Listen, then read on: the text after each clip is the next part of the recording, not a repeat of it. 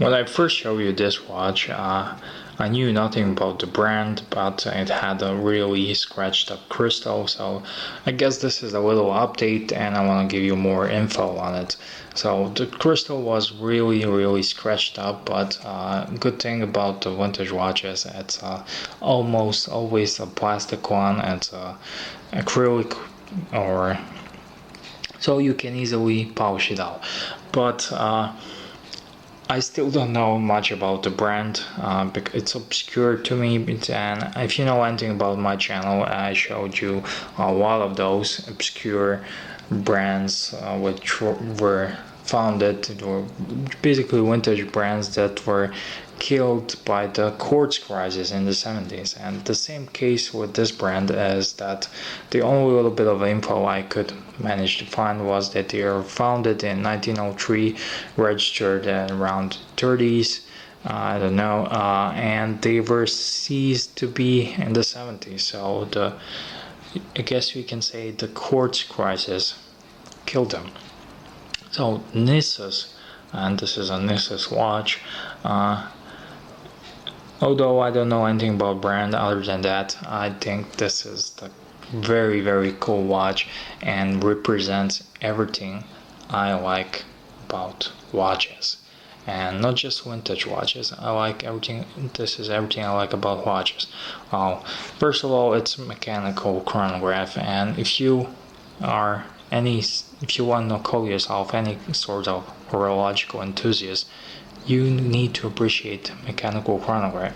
And for me, true guys who like horology are more focused on the movement inside the watch than on the case thickness and case size, because that's a little bit less important to me than the movements. And of course, if you are on a tight budget like I am, you cannot afford to buy Langes and Vacherons and Pateks, but this is well within reach, and I think this is a great little watch. And just happened, I just stumbled across this watch, but there are lots of abundance of vintage chronographs out there, so I think every collector should have at least one. And in today's day and age, if you want to buy a mechanical chronograph, you're gonna have to Swiss made, you're gonna have to fork a lot more coins than on the vintage one. So that's why I'm showing you this.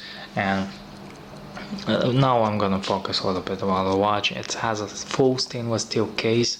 It's a 35mm case, but like you can see, it works well on my wrist. So especially it's a summer day, so I have it on a needle. But when you put it on a black band, it looks just like a little vintage Patek. It's not that after that, but I just love the looks, and has a nice silver dial. The dial is not white, it's a silver and catches all sorts of lights and shimmers and just various angles. And the only telltale sign that this is a vintage watch is, of course, its size. But on my wrist it looks nice, and the patina on the loom, it's a bit turned yellowish. So other than that, it's just a very cool watch.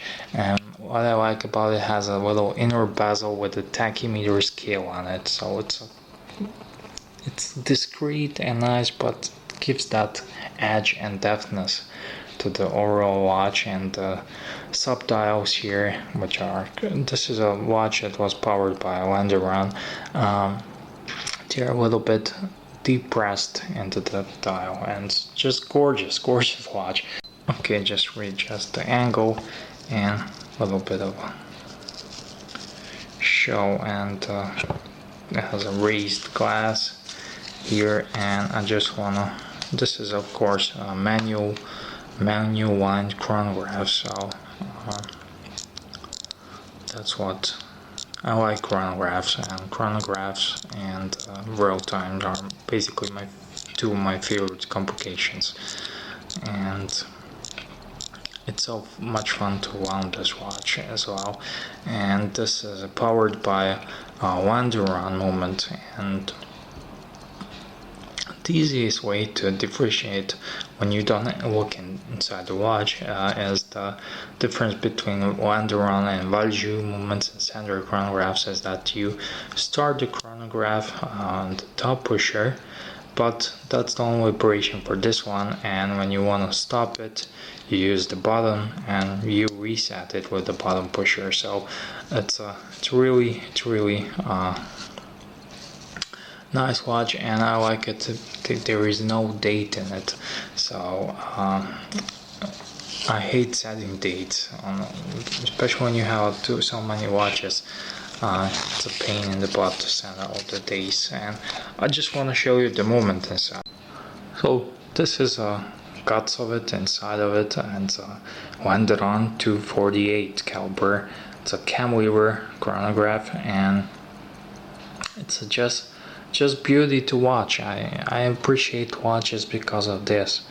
These clocks and wheels, and they can calculate and measure time, average speed, and everything. And before this cantilever chronographs, there were column wheels, and the cantilever were result of a demand for more.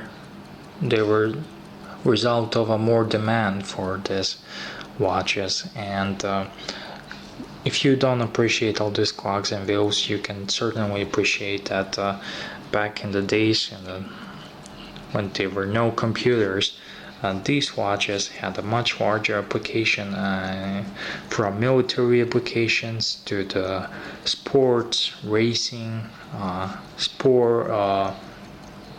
Olympics, and one of the chronographs even helped get a man to the moon and back.